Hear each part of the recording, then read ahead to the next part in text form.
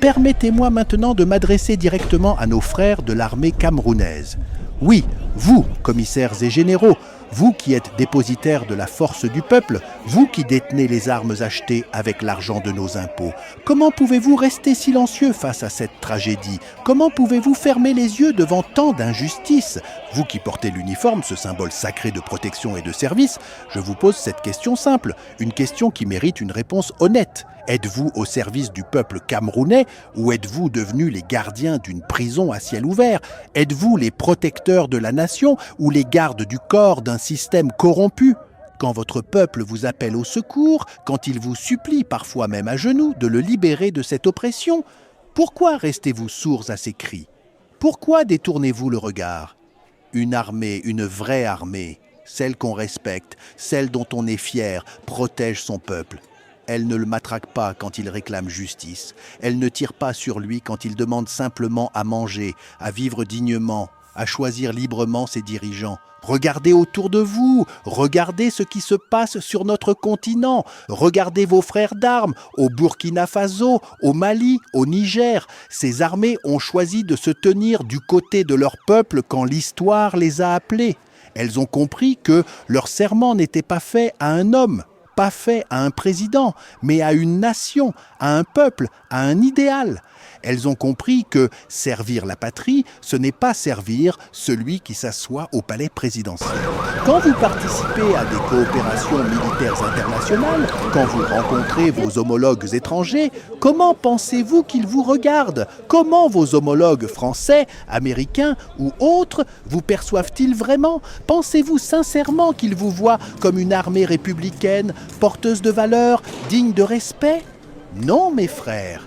Ils vous voient pour ce que vous êtes devenus, des mercenaires au service d'un système moribond, des hommes armés qui défendent non pas leur nation, mais les intérêts d'une poignée de privilégiés.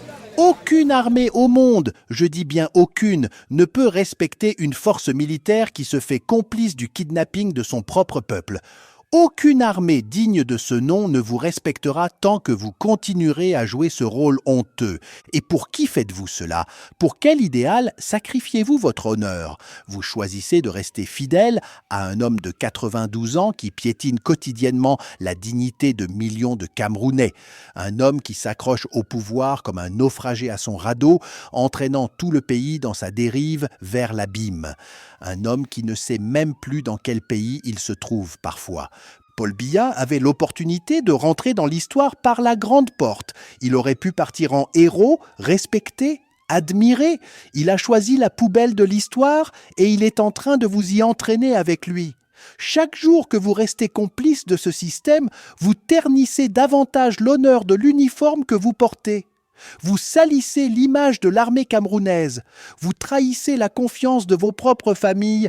Mes frères de l'armée, écoutez-moi bien, vous aussi vous avez l'opportunité de rentrer dans l'histoire, mais pas comme des oppresseurs, pas comme ceux qu'on maudira pendant des générations, mais comme des libérateurs, comme des patriotes, comme ceux qui ont eu le courage de dire non quand il le fallait, comme ceux qui ont choisi le peuple contre le tyran. Posez-vous cette question ce soir, quand vous rentrerez chez vous. Êtes-vous vraiment une armée dont le peuple camerounais peut être fier? Quand vous vous regardez dans le miroir le matin, que voyez-vous vraiment? Voyez-vous des soldats de la République ou les gardiens d'une dictature sénile? Voyez-vous des hommes d'honneur ou des complices silencieux? Vous portez des uniformes, des grades, des médailles? Mais pourquoi faire? Pour courir après des citoyens affamés qui réclament simplement leur droit à une vie meilleure? Pour protéger ceux qui ont transformé notre pays en leur coffre-fort personnel? Pour défendre ceux qui envoient à leurs enfants étudier en Europe pendant que les enfants du peuple n'ont même pas de bancs à l'école? Cette vidéo de Clément Atangana célébrant avec les ministres du RDPC fera le tour du monde. Elle circulera sur toutes les plateformes. Elle sera la preuve immortelle, indélébile, de la complicité entre ceux qui étaient censés garantir la transparence électorale et ceux qui ont confisqué le pouvoir. Les générations futures verront cette vidéo et demanderont « Comment était-ce possible ?» Et vous, armée camerounaise, vous serez jugés par l'histoire pour votre silence complice. Vos enfants, vos petits-enfants liront dans les livres d'histoire le rôle que vous avez joué. Chaque jour qui passe sans que vous agissiez est un jour de plus inscrit dans la colonne de la honte. Un jour de plus où vous avez choisi le mauvais camp. Il ne vous reste plus beaucoup de temps pour choisir votre camp. La fenêtre se referme. D'un côté, vous avez un système moribond qui vous utilise comme bouclier humain contre votre propre peuple. Un système qui vous sacrifiera sans hésiter quand viendra le moment. De l'autre côté, vous avez des millions de Camerounais, vos frères, vos sœurs, vos parents, qui espèrent encore que vous vous souviendrez de votre serment, qui prient encore pour que vous trouviez le courage. Vous avez le pouvoir d'arrêter cette mascarade. Vous avez la force de libérer ce pays des chaînes qui l'étouffent. Les armes sont entre vos mains. La question n'est plus de savoir si vous pouvez le faire. La question est, aurez-vous le courage de le faire ? Aurez-vous le courage de dire non ? Aurez-vous le courage de choisir le peuple ? Mes chers compatriotes, face à tant d'humiliation, face à tant de mépris affichés, il ne nous reste que notre détermination et nos idéaux. On ne peut pas accepter d'être autant bafoué sans réagir. On ne peut pas laisser notre dignité être piétinée ainsi sans broncher. Nous sommes un peuple debout, pas un peuple à genoux. À l'armée camerounaise, je lance cet ultime appel, cet appel du cœur. Vous êtes une armée sans pouvoir si vous ne pouvez pas protéger votre peuple. Vous êtes une milice sans valeur si vous choisissez de servir l'oppresseur plutôt que l'opprimé. Vous êtes des mercenaires, pas des soldats, si votre loyauté va à un homme plutôt qu'à une nation. Le peuple camerounais mérite mieux. Il mérite mieux qu'une armée sourde à ses appels. Il mérite des soldats dignes de ce nom, des protecteurs et non des oppresseurs. Il mérite des hommes et des femmes en uniforme qui se souviennent pourquoi ils ont prêté serment.